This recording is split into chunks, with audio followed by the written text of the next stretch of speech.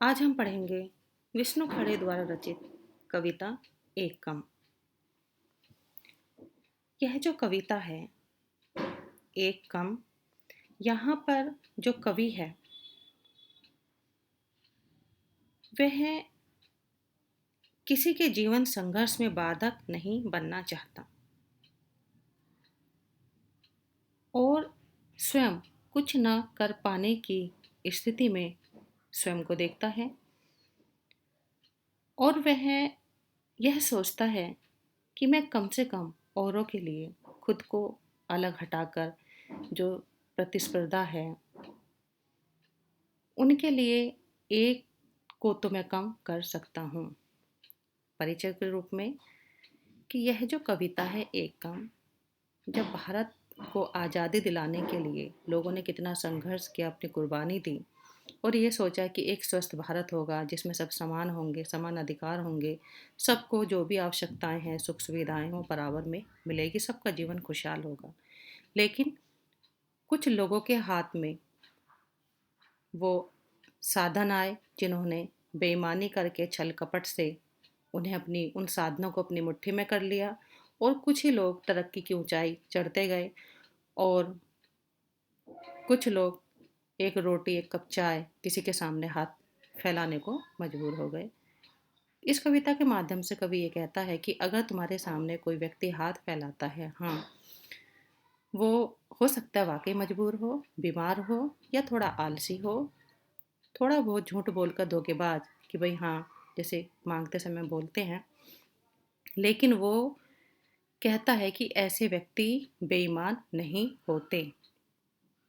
यहाँ पर ऐसी स्थिति देखकर कवि जो है, कवि का भी कोई कर्तव्य होता है अपनी कलम के द्वारा लोगों को जगाने का, और वो देखता है कि मैं लोगों को इस उसमें अपना जो कर्तव्य है उसको पूरी तरह से नहीं कर पा रहा हूँ या विवश हूँ। तो यहाँ पर वो, क्योंकि जब हम देखते हैं आज़ादी में कवियों की कलम की ताकत ने वो शक्ति दिखाई कि वो जोश भरा लोगों के मन में कि आज़ादी हमारे सामने आ गई। तो यहाँ पर भी कलम के माध्यम से कवि ऐसे लोगों को जागरूक करता रहा, लेकिन लोग जागरूक नहीं हुए, अपने को वो विवश करता है और कहता है कि यहाँ कम से कम मैं इन लोगों के जीवन में खुद को साइड करके इनके लिए एक व्यवधान बाधा तो कम कर सकता हूँ। यानी कि एक कंपटीशन, जो कॉम्पिटिटर होता है, उस जो दौड़ है उसमें मैं खुद को अलग करके इनके लिए एक बाधा तो मैं कम कर सकता हूँ। जो ईमानदार लोग हैं और जिनकी उनको आवश्यकता थी या जो उनको मिलना चाहिए था वो कुछ लोगों की वजह से नहीं मिला। अमीर लोग अमीर होते गए और गरीब गरीब रहे और ज़्यादा गरीब होते गए कि स्थिति किसी के सामने हाथ फैलाने तक की हो गई। आज भी हम देखते हैं जो समाज में माहौल है, जो मेहनती लोग हैं परेशानी उसे ही होती है, एक एक रोटी के लिए परेशान होता है, वो किसी के सामने हाथ फैलाने को मजबूर होता है। तो पढ़ते हैं कविता विष्णु खरे की एक कम। कवि कहता है, 1947 के बाद से इतने लोगों को इतने तरीकों से आत्मनिर्भर, मालामाल और गतिशील होते देखा है कि अब जब आगे कोई हाथ फैलाता है 25 पैसे, एक चाय या दो रोटी के लिए, तो जान लेता हूँ मेरे सामने एक ईमानदार आदमी, औरत या बच्चा खड़ा है। मानता हुआ कि हाँ, मैं लाचार हूँ, कंगाल या कोड़ी या भला चंगा हूँ और कामचोर और एक मामूली धोखेबाज। ये कौन कह रहा है? सोचता है जो मांग रहा है। लेकिन पूरी तरह तुम्हारे संकोच, लज्जा, परेशानी या गुस्से पर आश्रित, तुम्हारे सामने बिल्कुल नंगा, निर्लज और निराकांक्षी मैंने अपने को हटा लिया है हर होड़ से। मैं तुम्हारा विरोधी, प्रतिद्वंदी या हिस्सेदार नहीं। मुझे कुछ देकर या ना देकर भी तुम कम से कम एक आदमी से तो निश्चिंत रह सकते हो।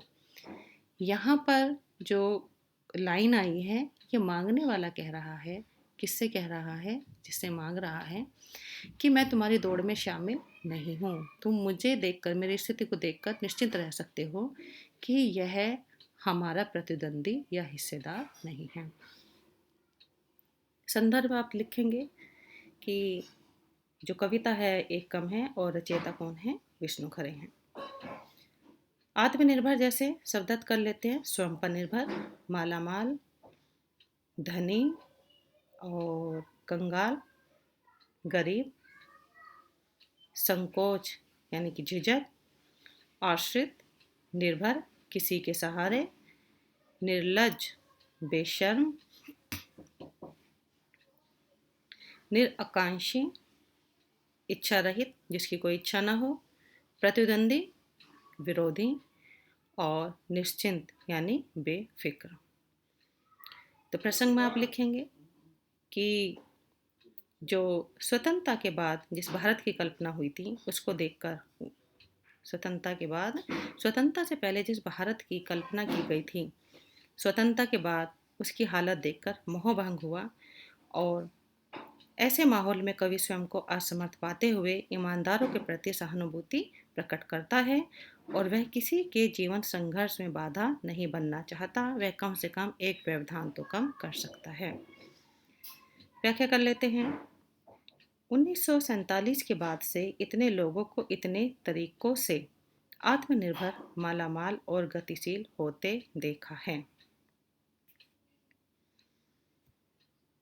कवि कहता है कि मैंने 1947 के बाद अर्थात स्वतंत्रता प्राप्ति के बाद बहुत से लोगों को अपने अपने ढंग से, अपने अपने तरीकों से आत्मनिर्भर होते देखा है। वे लोग क्या करते गए? गलत हथकंडे अपनाकर मालामाल हो गए। मैंने उन्हें उन्नति के पथ पर, गतिशील यानी उन्नति के पथ पर आगे बढ़ते देखा है, कि अब जब आगे कोई हाथ फैलाता है 25 पैसे, एक चाय या 2 रोटी के लिए, मैं जान लेता हूँ। कवि कहता है कि ऐसे माहौल में लोग क्या हो गए हैं? विवश हो गए हैं। ईमानदार लोग दूसरों के आगे हाथ फैलाने को विवश हो गए हैं। जब कोई 25 पैसे, एक चाय या 2 रोटी के लिए हाथ फैलाता है, तब मैं जान लेता हूँ मेरे सामने एक ईमानदार आदमी, औरत या बच्चा खड़ा है, मानता हुआ कि हाँ मैं लाचार हूँ, कंगाल या कोढ़ी, या एक भला चंगा हूँ और कामचोर और एक मामूली धोखेबाज। वो क्या कहता है कि जब उसके सामने कोई भी व्यक्ति, ईमानदार आदमी, औरत या बच्चा खड़ा होता है हाथ फैलाने को, तो यह स्वीकार करने का भाव होता है। जब वो हाथ फैला रहा है तो वो यह स्वीकार भी कर रहा है कि मैं विवश हूँ, एक कंगाल हूँ यानी कि बहुत गरीब हूँ, या कोढ़ी हूँ यानी शरीर से लाचार हूँ। अथवा यह भाव होता है कि मैं अच्छा भला स्वस्थ हूँ, मतलब ये सब नहीं है, स्वस्थ हूँ परंतु क्या हूँ? कामचोर हूँ और साधारण धोखेबाज हूँ। तात्पर्य यह है कि भीख मांगने वाला या तो वास्तव में अत्यंत लाचार होता है, अथवा स्वस्थ होते हुए भी क्या करता है? कामचोर होता है, या छोटा मोटा धोखेबाज हो सकता है। वह अपना असली रूप बिना किसी धोखे के प्रकट कर देता है। कवि कहता है कि उस याचक के मन में यह स्वीकृति का भाव होता है कि मैं पूरी तरह तुम्हारे संकोच, लज्जा, परेशानी या गुस्से पर आश्रित हूं, चाहे दान देते समय मनुष्य के मन में कैसी भी भावना रही हो। आगे कहता है, मैं तुम्हारे सामने बिल्कुल नंगा, निर्लज और निराकांक्षी, मैंने अपने को हटा लिया है हर ओर से। इस तरह वह हाथ फैलाते हुए यह भी भाव प्रकट कर देता है कि मैं तुम्हारे सामने आत्मसम्मान को खो दिया है, मैंने लज्जा का भी त्याग कर दिया है, और जो मेरी जितनी भी आकांक्षाएं थी, जो इच्छाएं थी, उन सबको भी मैंने छोड़ दिया है। और क्या कर लिया है? मैंने हर प्रतिस्पर्धा यानी कंपटीशन से स्वयं को हटा लिया है। मैं तुम्हारा विरोधी, प्रतिद्वंदी या हिस्सेदार नहीं। मुझे कुछ देकर या ना देकर भी तुम कम से कम एक आदमी से तो निश्चिंत रह सकते हो। कवि कहता है कि मांगने वाला ये कहता है कि मैं तुम्हारा विरोधी नहीं हूँ, मैं तुम्हारा किसी भी तरह का विरोध नहीं करूँगा और ना ही मैं प्रतिद्वंदी हूँ। अर्थात मैं तुम्हारे साथ किसी भी तरह का द्वंद्व करने की स्थिति में नहीं हूँ, कोई भी स्पर्धा कंपटीशन नहीं करूँगा और ना ही मैं किसी चीज़ में तुम्हारा हिस्सेदार हूँ। अर्थात धन कमाने की लालसा, उन्नति के रास्ते से स्वयं को मैंने हटा लिया है। मैं तुम्हारी राह का रोड़ा नहीं हूँ, यानी कि कोई बाधक नहीं हूँ। तुम चाहे कुछ दो या ना दो, परंतु कम से कम तुम एक आदमी से तो चिंता मुक्त रह सकते हो, निश्चिंत रह सकते हो। अर्थात तुम्हें मुझसे कोई खतरा नहीं है।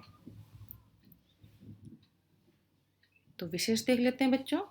आज़ादी के बाद की स्थिति से यहाँ पर मोहभंग हुआ है। भाषा है सरल सहज है, साहित्य खड़ी बोली है और व्यंजना शब्द शक्ति का प्रयोग हुआ है। 25 पैसे, कंगाल या कोड़ी, दंगा, निर्लज, हर होड़ में अनुप्रास अलंकार है। कविता जो है वो छंद मुक्त है। क्वेश्चन आंसर देख लेते हैं इसके।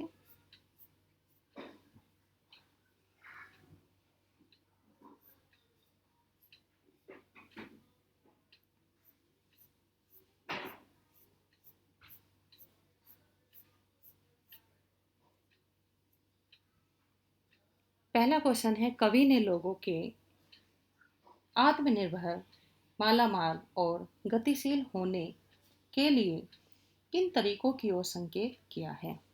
अपने शब्दों में लिखिए। इसमें यही है कि इस कविता में कवि ने लोगों के आत्मनिर्भर, मालामाल और गतिशील होने के लिए अनैतिक और अनुचित तरीकों को अपनाने के लिए की ओर संकेत किया है। लोग झूठ, फरेब, धोखाधड़ी जैसे तरीकों को अपनाकर आगे बढ़ रहे हैं।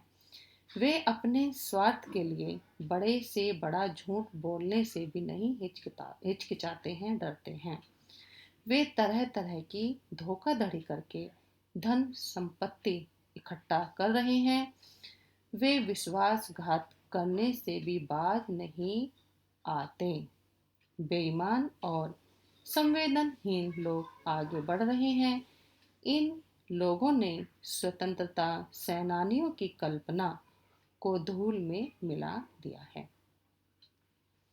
दूसरा क्वेश्चन है, हाथ फैलाने वाले व्यक्ति को ईमानदार क्यों कहा है? स्पष्ट कीजिए। जैसे कि आपने कविता में जान ही लिया होगा कि हाथ फैलाने वाले व्यक्ति किसी को धोखा नहीं देता। वह अनैतिक तरीके से, अनैतिक जो तरीके हैं, धोखाधड़ी, भ्रष्टाचार, फरेब, उन तरीकों को अपनाकर अपने को उसने मालामाल नहीं बनाया है। अगर मालामाल बना लेता तो हाथ फैलाने की जरूरत ही नहीं पड़ती। यदि वह ऐसा करता तो उसे दूसरों के सामने हाथ फैलाने की आवश्यकता ही नहीं पड़ती। वह जैसा है वैसा ही लोगों के सामने अपने आप को क्या कर देता है? प्रकट कर देता है। अपनी वास्तविकता को वो छिपाता नहीं है। तो इसमें आप ये लिखेंगे, आगे वह कमजोर तो हो सकता है पर बेईमान कतई नहीं। इसलिए कवि ने उसे ईमानदार कहा है।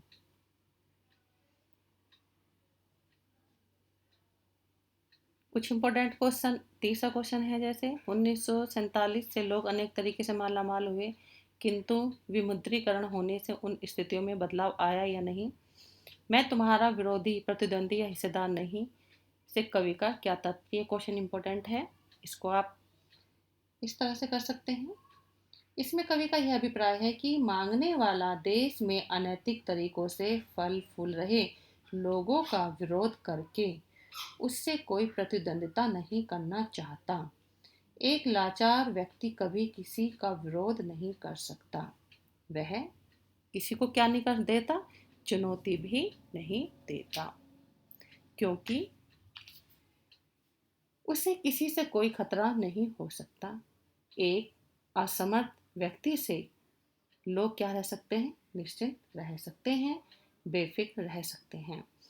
असमर्थ होने के कारण वह अपने लिए किसी हिस्से की भी मांग नहीं करता। वह स्वयं को उन लोगों से अलग कर लेता है जो धन, संपत्ति और शक्ति प्राप्त करने की होड़ में हैं। तो आप बच्चों पहला क्वेश्चन कर लेना, इसका दूसरा क्वेश्चन कर लेना और चौथा क्वेश्चन कर लेना। उम्मीद है आपको ये कविता और जो प्रश्न उत्तर हैं ये समझ आ गए होंगे। अगली वीडियो में हम पढ़ेंगे सत्य।